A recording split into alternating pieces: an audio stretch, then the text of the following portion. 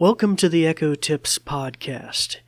In today's episode, we're going to be dealing with, in particular, our continuing ongoing series dealing with accessibility features on the Amazon Echo Show line of devices, or Echoes that have screens. And this is going to be part 4 of that continuing series, and today we're going to particularly address some features designed for those with hearing impairments, closed captioning, and what is called Alexa captioning. But before we get into that with any sort of detail, we're going to go to a brief message about our podcast, and then we'll be right back. This episode is brought to you by the New Vision program at Goodwill. We're also grateful for the kind use of WVTF Studios. New Vision is a program of Goodwill that provides information services and assistive technology training to individuals with visual impairments living in Southwest Virginia. Goodwill Industries of the Valleys is a nonprofit organization serving the New River, Roanoke, and Shenandoah Valleys of Virginia. Goodwill's mission services help individuals with disabilities and disadvantages to get back to work and gain greater independence. These shows are provided for educational purposes. This podcast may not be retransmitted, sold, or reproduced without written permission from New Vision.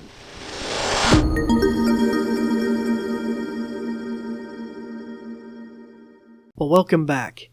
As I mentioned earlier, we're going to be discussing part of our continuing series dealing with accessibility features for those with various different types of impairments or disabilities. We've talked about vision. We've talked about color blindness and color inversion for those that might need high contrast. And today we're going to be dealing with several features on the Amazon Echo Show line of devices, or Echoes that have screens, that really enable are designed for those with hearing impairments of various kinds, maybe even perhaps totally deaf. And so before I get into that, though, if you've been listening for some time, we really appreciate your listenership. If you continue to, or haven't already, we encourage you to subscribe to our podcast in your podcast player of choice. And that really helps us keep a good eye on our numbers and how many are listening and what episodes really resonate with you. Also, you're welcome to always share your feedback via email or on Facebook or Twitter at Goodwill Valleys. Industries of the Valleys, Goodwill Industries of the Valleys, and we'd love to see and hear your feedback.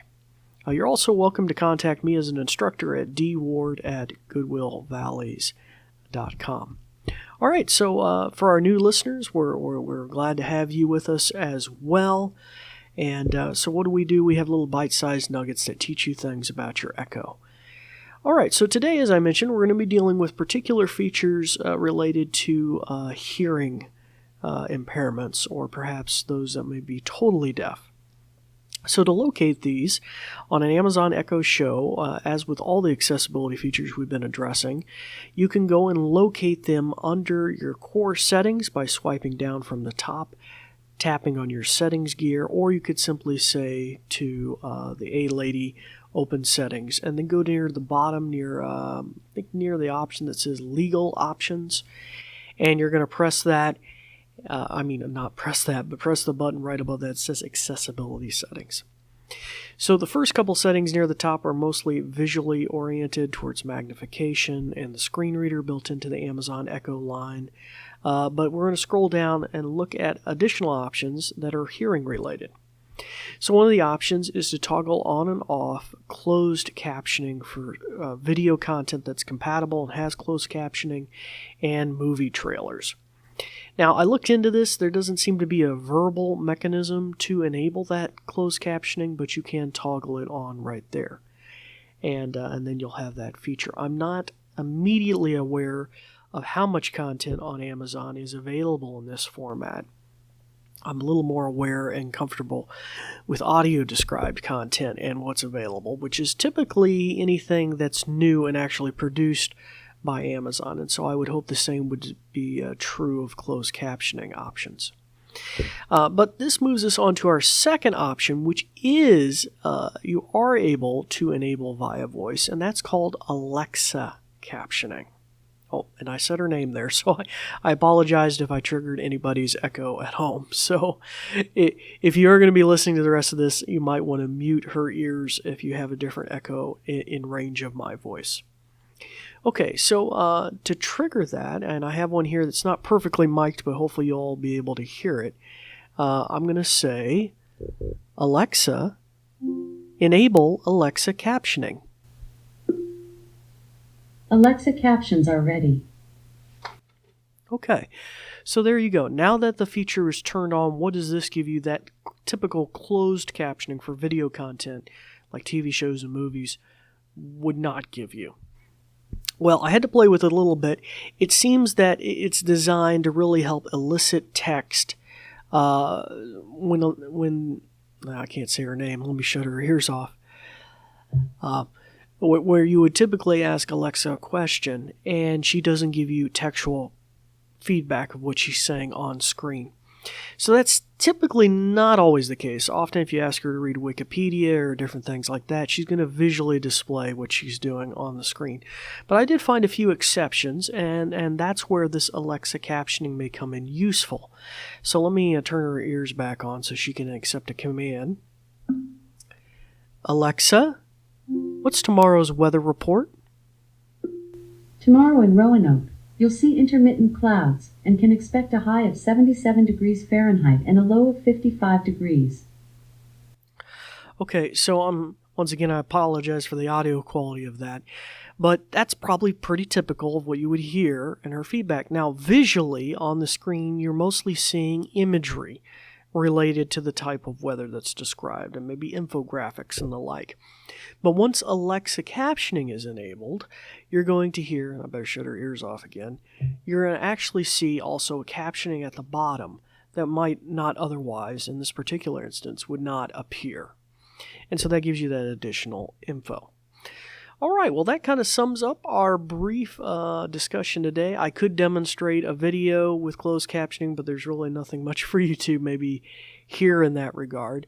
But I encourage you to try it out, if and so it's pretty cool. All right, that's going to bring this to a close, and in our next episodes, or soon-to-come episodes, it might not be our immediate next episodes, we will have a continuing going on with this series of accessibility options. In particular, what if people have a speech impairment, or maybe are incapable of speech, or maybe they're going to have a case of laryngitis or something like that? Can you still utilize your Echo to maybe accomplish important tasks around your home and the like? Because it does have this wonderful touch screen on the front, so is there some mechanism or way to utilize it still? And so we're going to look at that as well. And as we've mentioned, in these different types of situations, whether it being hearing impairment, speech impairment, a pairing of both of those, such as those who are totally deaf, you still have this amazing screen and camera that can be used for video conferencing. And so with those that maybe are speaking American Sign Language or the like. And so how would you interact apart from that to give it the commands to say, initiate a call or the things like that? So we're going to address some of those accessibility features in an upcoming episode. But until that time, it's time to start practicing some of the many things that you've learned, and we thank you for listening. Thanks, Dave. In conclusion, let me tell you a thing or two. This episode is brought to you by New Vision at Goodwill Industries of the Valleys, and it is also made possible in part by a grant from Community Foundation serving Western Virginia.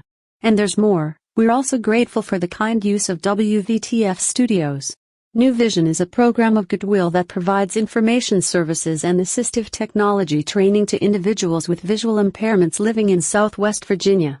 For more information, check out our website at goodwillvalleys.com/newvision, with no spaces. Goodwill Industries of the Valleys is a nonprofit organization serving the New River, Roanoke, and Shenandoah Valleys of Virginia. Goodwill's mission programs help individuals with disabilities and disadvantages to get back to work and gain greater independence. These shows are provided for educational purposes. This podcast may not be retransmitted, sold, or reproduced without written permission from New Vision. Thanks for listening.